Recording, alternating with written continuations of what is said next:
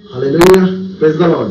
प्रभु यीशु मसीह के मधुर और जलाली नाम में एक बार फिर से आपका स्वागत है हमारे चैनल योद्धा यीशु के, और मैं आपका भाई जॉन मैथ्यू।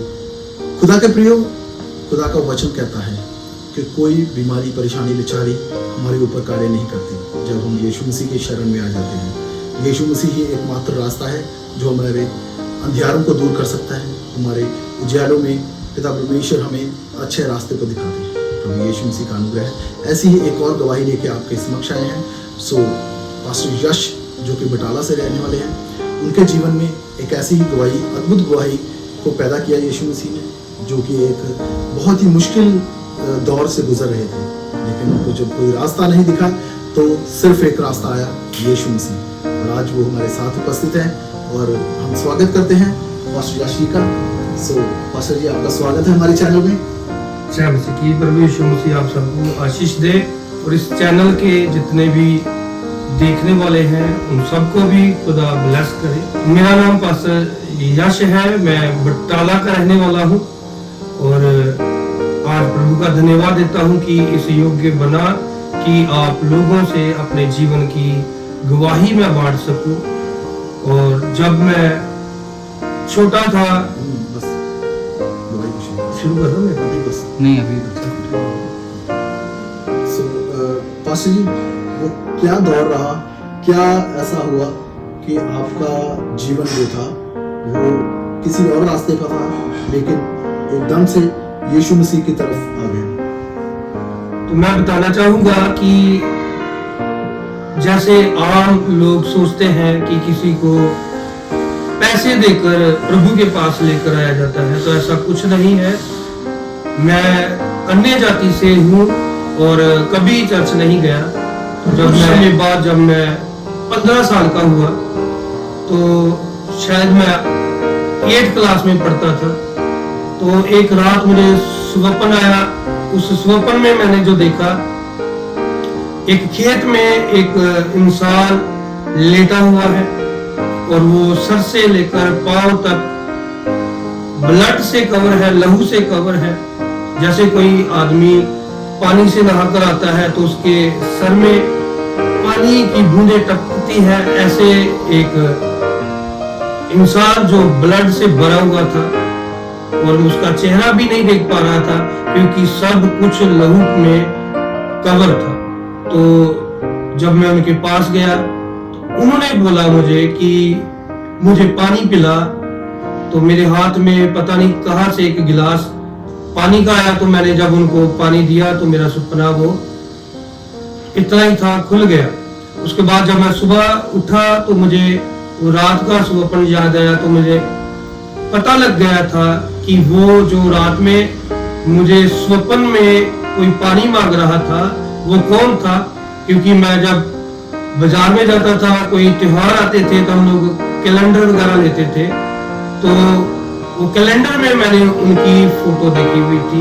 तो मुझे पता चल गया था कि ये प्रभु यीशु मसीह है।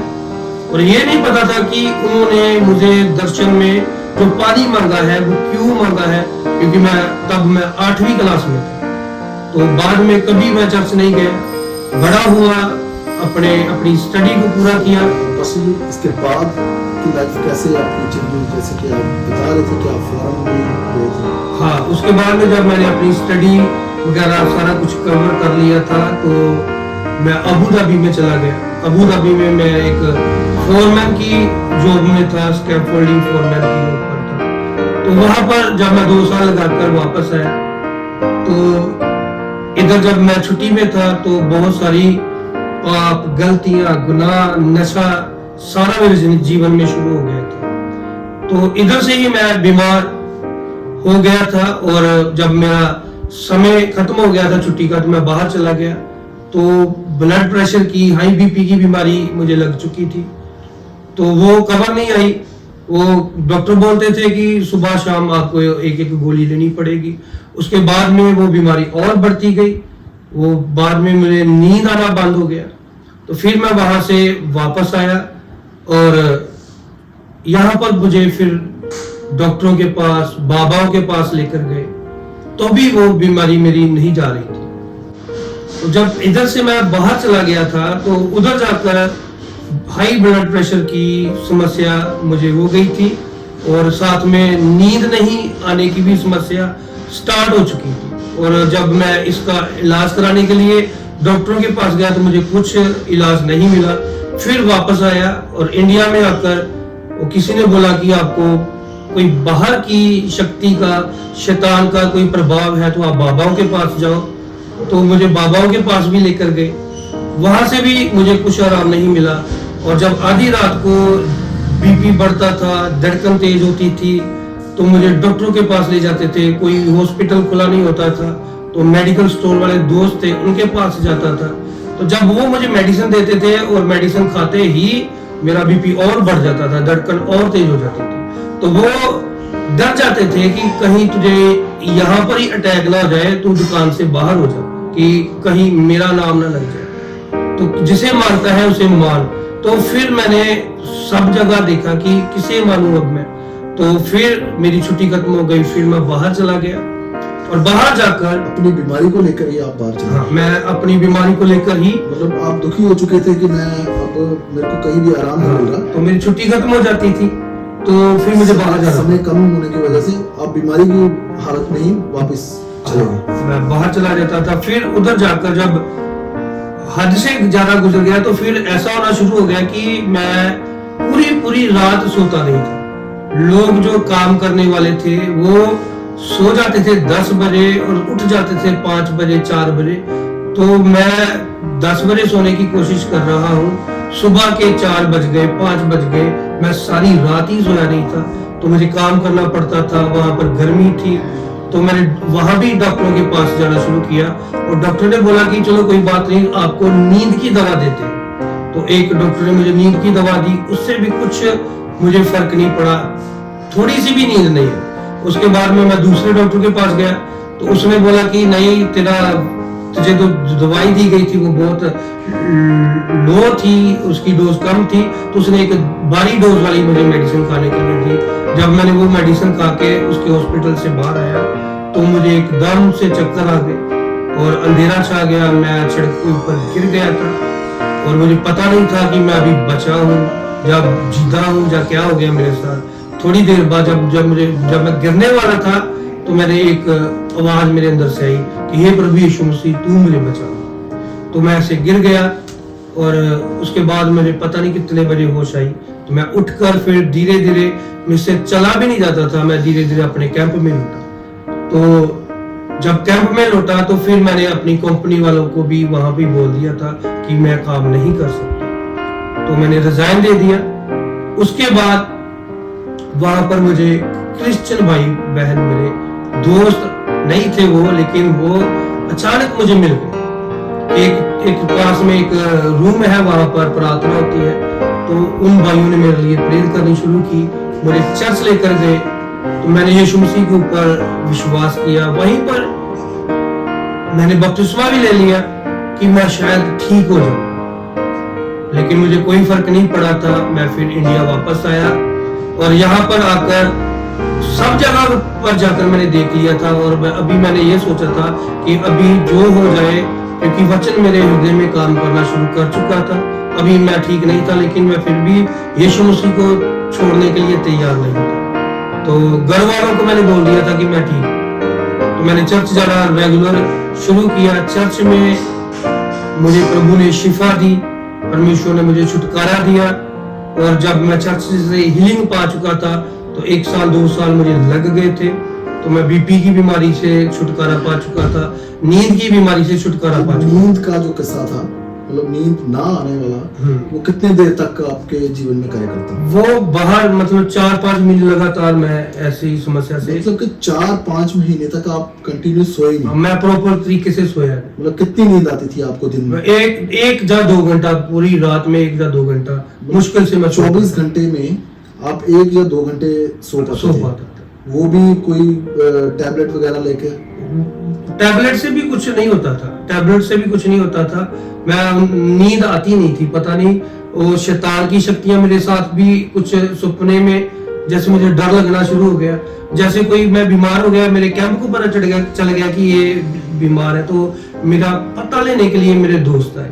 वो मेरे पास, जैसे भाई साहब बैठे हैं मुझसे बात कर रहे हैं, वो मुझसे बात कर रहे हैं, वो भी उनको भी झटके लगने शुरू हो गए। मतलब आपको वो बंदा, भाई तेरे पास क्या हुआ, मैं तेरे पास बैठ नहीं सकता, ये तो क्या तुझे हो क्या गया, तेरे साथ मुझे बैठा हूँ, मेरे ऊपर भी असर हो रहा है। तो ऐसा होना शुरू हो गया। मतलब आपको पता चल रहा था कि ये डेविल अटैक जो हो रहा है, हाँ। वो मेरे ऊपर भी हो रहा है। हाँ, मतलब आसपास में आपको फील होना शुरू हो गया था, फील होना शुरू अटैक जो ये डेविल का। हाँ। तो उसके बाद में चर्च में जब आया तो सब ये चीजों से मुझे खुदा ने, प्रभु यीशु मसीह ने छुटकारा दिया। किसी दवाई ने छुटकारा नहीं दिया, किसी जगह, हर जगह गया, वहां से मुझे छुटकारा नहीं मिला। तो उसके बाद में जो आज मैं अपनी गवाही देना चाहता हूँ कि मैं एक पासवान कैसे बना, एक पास्टर कैसे बना। तो एक विश्वासी बनकर रहा और बाद में मेरे सारे काम बंद हो। मैं दोबारा बाहर जाना चाहता था जब मैं ठीक हो गया था, तो मैंने जगह जगह पर ऑनलाइन इंटरव्यू, पेपर सिलेक्शन, ऐसी बहुत सारी इंटरव्यू मैं दी।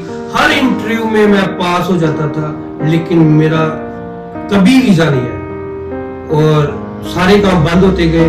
और पासवानों ने भविष्यवाणियां शुरू कर दी कि तू एक सेवक बनेगा, तू सेवा करेगा। तो फिर मैंने प्रभु में आने की, जो प्रभु की इच्छा थी, तो मैंने फैसला लिया कि मैं अब से प्रभु की सेवा शुरू करूं। तो मैंने सेवा शुरू की। सेवा में भी कुछ आसान नहीं था, सेवा में भी बहुत सारी मुश्किलें आई।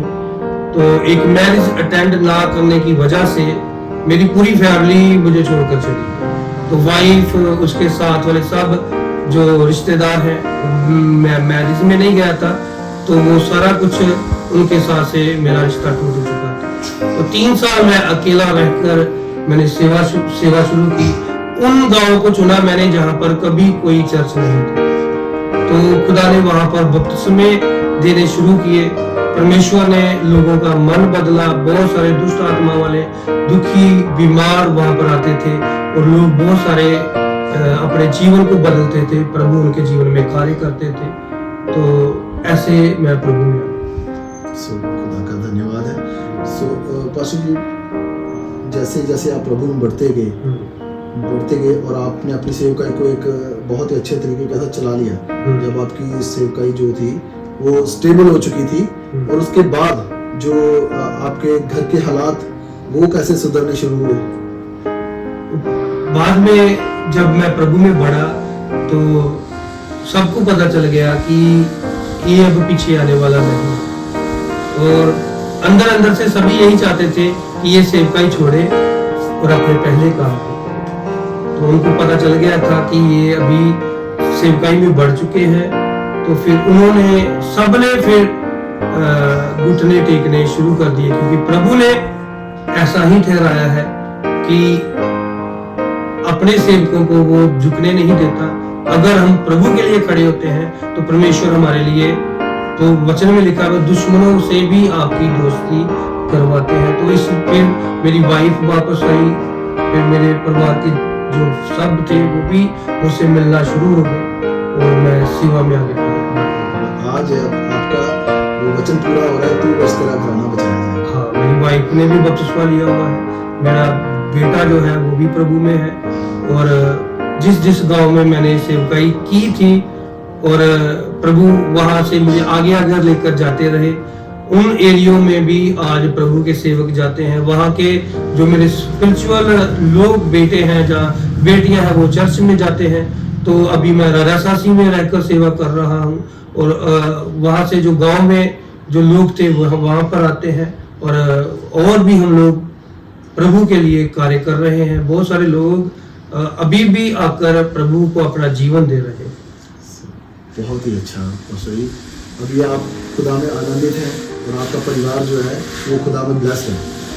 हाँ, मैं सबसे यही कहूंगा कि कोई भी इंसान ऐसा नहीं सोचता कि मैं इसको छोड़ दूंगा और उसको मानूंगा। ये प्रभु की इच्छा है। प्रभु ने बोला है कि मैंने तुझे चुना है, तूने मुझे नहीं चुना। तो प्रभु यीशु मसीह ने मुझे चुना था जब मैं बच्चा था, छोटा था, तो एक स्वप्न के द्वारा प्रभु ने मुझे बुलाया और मैं अपनी प्रभु के आगे फिर मैंने अपना सारा कुछ रख दिया, सरेंडर कर दिया कि प्रभु अब तू ही है जो मेरे जीवन में कार्य कर सकता है। और मैं प्रभु में ऐसे ही आगे फिर बढ़ता रहा और बहुत सारे अद्भुत कार्य परमेश्वर ने हमारी मिनिस्ट्री में किए हैं।